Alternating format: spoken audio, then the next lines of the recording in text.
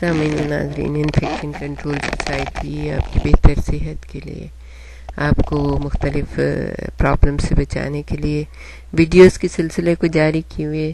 Knowledge بہت پڑی ہوئی ہے لیکن مختلف زبانوں میں ہے، زیادہ تر انگلش میں ہوتی ہے، تو ہم اپنے لوگوں کی سہولت کے لیے اس کو اردو میں کنورٹ کرتے ہیں تاکہ ہمارے جو لوگ ہیں جو دیہاتوں میں رہتے ہیں اور جن کو انگلش سمجھ میں نہیں آتی ہے ان کے لیے آسانی ہو اور وہ اپنی صحت کو بہتر سے بہتر بنانے کی کوشش کریں. اس کے لیے ہم آپ کو چند اصول جو بتا رہے تھے اس کو کنٹینیو کرتے ہیں کہ اپنے آپ کو پر اعتماد بنانے کے لیے سیدھا درست قامت سب سے زیادہ معاون ثابت ہوتے ہیں. یعنی ہے سیدھا کھڑا ہونا. لوگ جھکے ہوئے کندھوں کے ساتھ ٹیڑھے میڑے کھڑے ہوتے ہیں، تو یہ آپ کی صحت کے لیے یہ چیز دیکھیں کتنی معمولی چیز ہے، لیکن آپ کی صحت کے لیے یہ بہت بڑی بات ہے کہ اگر آپ سیدھا کھڑے ہوتے ہیں. اس سے نہ صرف بظاہر آپ کی شخصیت میں نکھار آتا ہے بلکہ داخلی سلامتی کا بھی احساس ہوتا ہے. جو لوگ اپنے پیروں پر سیدھے کھڑے ہوتے ہیں وہ کامیابی کی تصویر نظر آتے ہیں.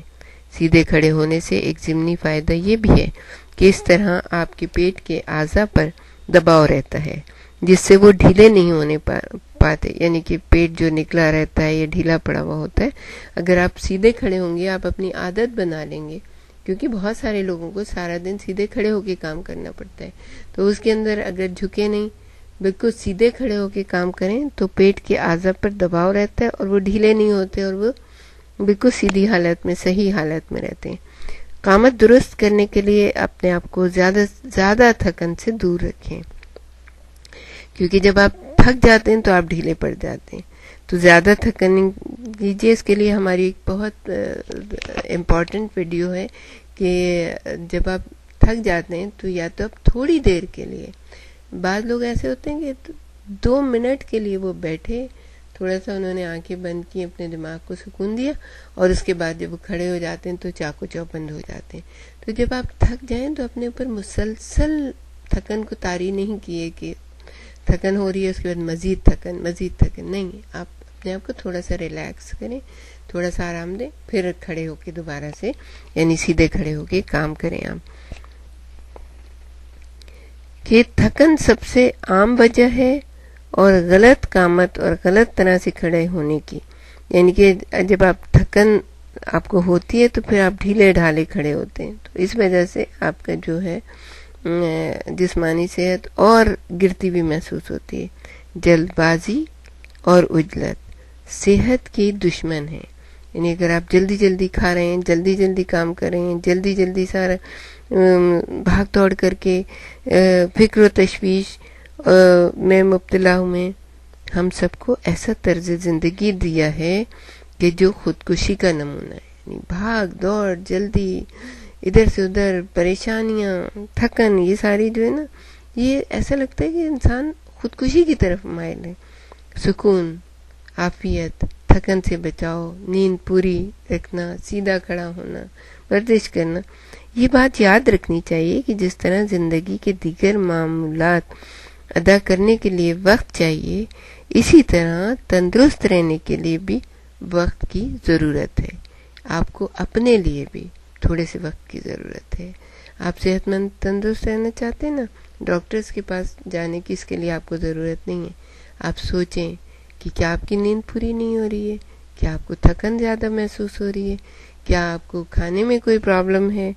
یعنی کھانا کھانے، سونے، ورزش کرنے، آرام کرنے، اپنے آپ کو خوش و خرم رکھنے، دوستوں اور رشتہ داروں سے ہنسنے بولنے، دلچسپ مشاغل اور عبادت کے لیے آپ کو اپنے لیے وقت چاہیے. اور دیکھیے کتنی ضرورت ہے ان تمام چیزوں کی. آپ نے کبھی سوچا بھی نہیں ہوگا کہ بس ہمارا طرز عمل یہ ہوتا ہے کہ ہم صرف بھاگ رہے ہوتے ہیں. صبح سے اٹھ کے جو بھاگنا شروع کرتے ہیں، الٹا سیدھا کھایا اور بس بھاگ لیے دفتر کی طرف، اور اگر راستے میں رش مل گیا تو برا بھلا کریں، اپنے دماغ کو خراب، وہاں گئے، دیر ہو گئی، مسائل انبار مسائل.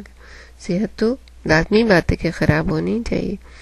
اور اگر آپ یہ تمام چیزیں کریں گے، آرام سے تھوڑا وقت سے پہلے اٹھ جائیں.